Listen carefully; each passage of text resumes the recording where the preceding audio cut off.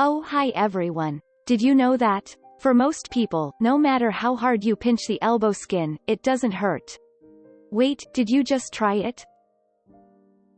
Now that I've got your attention, this is Business Ethics class and we're from Group 7 presenting the ethics in finance and accounting. In this video presentation, we will present two ethical issues by using the famous Enron International case and Ta An Holding Berhad Malaysian case. Enron used to be the 7th largest corporation in the United States, at one point valued at over $70 billion. As of 1997, however, they started losing money and accumulating debt.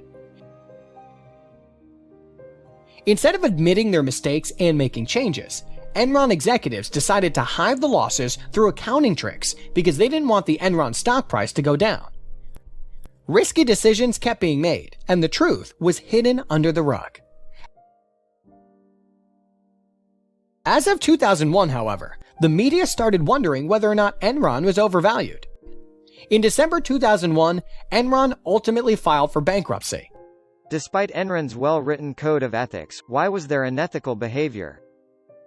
Enron's organizational culture was the main reason. The company emphasized on competition and financial goals.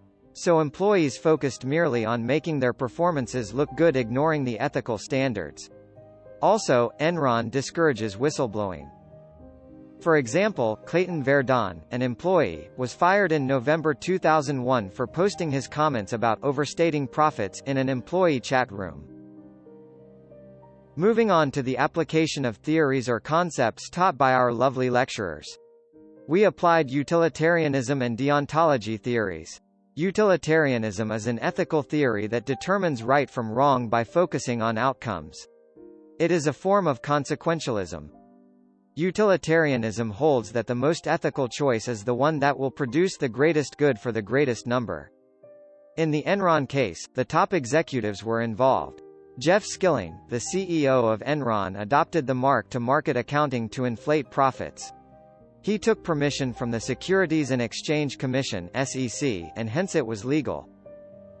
Later, when the company faced insufficient cash problems, he resorted to Special Purpose Entity (SPE) used by the company to isolate the firm from any financial risks. Although an SPE is a legal entity, Skilling was using them in a very unethical way. He did it to hide losses and debts incurred by Enron. By misrepresenting the true financial position of Enron, the top management were able to maximize their personal wealth. However, their actions kept other stakeholders in dark, like investors, other employees and the interested public. As a result, investors lost their money by investing and employees lost their jobs and retirement funds. From the utilitarian perspective, the bad effects of the top management activities considerably outweighed the good effects of the greatest number of people. Hence, their actions were unethical. Deontology is an ethical theory that uses rules to distinguish right from wrong. It requires people to follow the rules and do their duty. The top executives of Enron hold a fiduciary duty to protect the interest of the company's stakeholders. However, they failed to disclose losses, wrongfully terminated employees, involved in insider trading and used accounting tricks out of their self-interest.